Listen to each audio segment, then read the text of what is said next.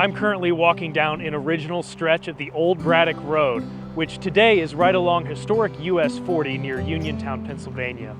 And I'm here walking through these historic forests to visit the final resting place of British General Edward Braddock.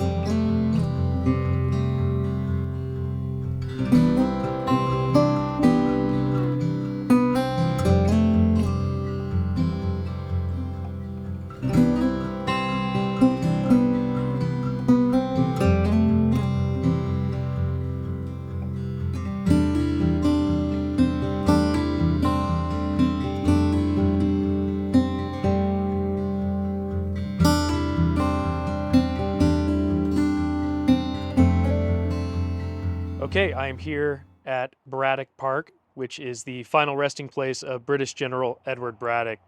And when you arrive here, there's a small parking area, and you can start, I recommend, here at this sign, which goes into a little bit of the backstory, which ultimately led up to Braddock's demise and the British defeat. This timeline here is also very important. We're talking really beginning all the way in the spring of 1754 with Virginian Lieutenant Colonel George Washington and him setting out with his force. And then fast forward, as we discussed, all the way to the summer of 1755, the French and Indian War is in full swing, and now you have Major General Edward Braddock here leading over 2,000 British troops out here into the Ohio River Valley and pushing forward with his flying column of around 1,400 troops and getting defeated by French and Native American forces about 10 miles from Fort Duquesne, which was his ultimate goal. But here at the site, you can see there's this little map. There's not a ton to see, but there is some remnants of the original Braddock Road right by here in US 40. You also have the original gravesite, which is marked, and of course his grave monument, which was put into place in 1913. So we're gonna go and walk around and see those sites. There are two ways to get over to the monument. There's this paved path, and there's also some stairs. I opted for the paved path because there's actually a few monuments over here I wanted to see. What's also neat is the original markings of the now known as the Braddock Road trace. You can see here. And I like how they have it marked there in the pavement with the wood. And it follows all the way there through the grass. And we're going to walk that way here shortly. But I do want to check out this first monument here, dedicated to the old Braddock Road. I'll read part of this. It says, "This tablet marks a well-preserved scar of the old Braddock Trail, one of the most historic pioneer highways in all of America. Here, George Washington, the youthful ambassador, with his escort, passed on his way with a message to the French forts. After being driven off by the French, the same soldiers under Ensign Ward retreated by this road. Over this ground on the dark and rainy night marched Colonel George Washington with his Virginia troops to attack Humanville in his hidden camp 4 miles north of here.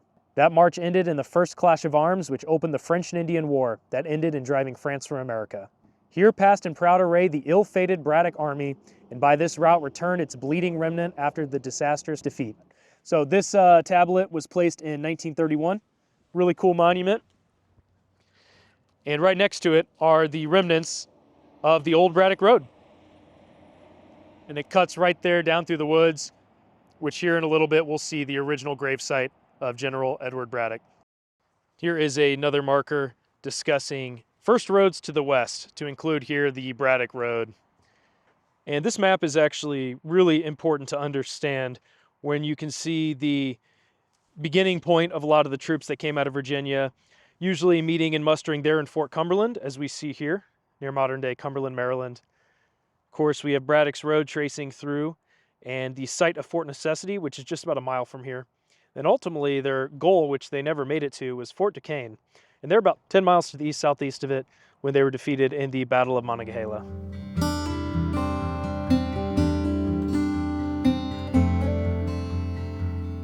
And here we are at the final resting place of British Major General Edward Braddock. And this monument here was placed and dedicated on October 15th, 1913. And it really is a really well done memorial to the general. There at the top we see the profile of General Braddock. This says, "This monument was erected and dedicated to the memory of Major General Edward Braddock by the Braddock Memorial Park Association of Fayette County, Pennsylvania."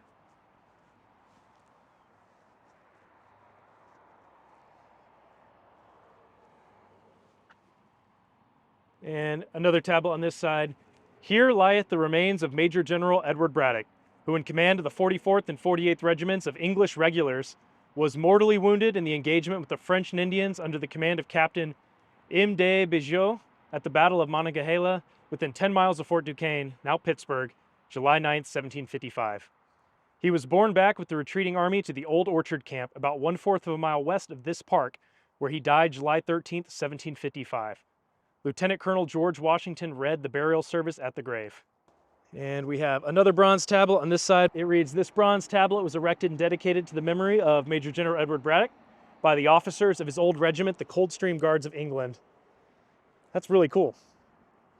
And then lastly, you really may not be able to read that one with the light, but this is just a list of the Braddock Memorial Park Association.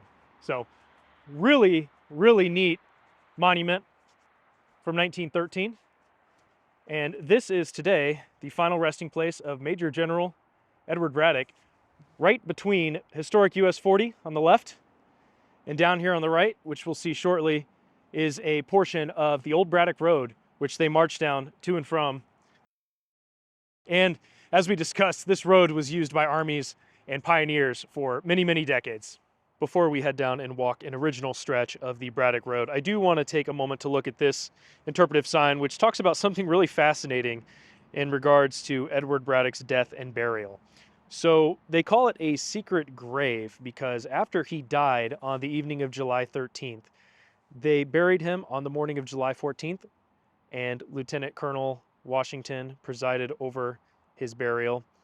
And they didn't want the French or Native Americans to be able to find his grave and, dig up his body or do anything to offend the general or anything like that. So they actually buried him in the road itself, and Washington ordered that the wagons and the soldiers march and roll over the gravesite to get rid of any evidence that a burial was made there on the road, which is really interesting. And that's actually why his grave went essentially unknown for quite a few years. And that was until 1804 when workmen repairing a section of the road actually discovered his remains. And they knew he was buried somewhere in this area. And when they found the British officer buttons there with the remains, they determined that it was indeed the final resting place of General Edward Braddock. So he was reinterred. Here we can see the road cutting down this way. He was reinterred over here at the monument that we just saw.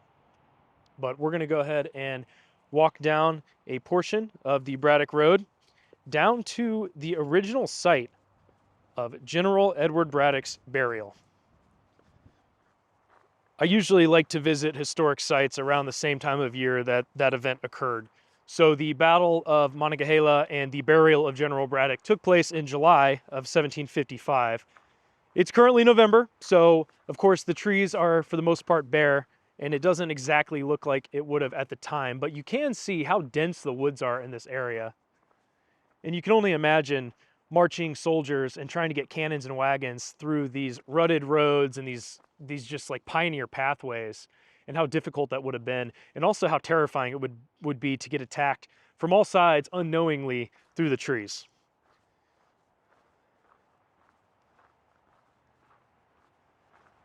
This is very peaceful back here.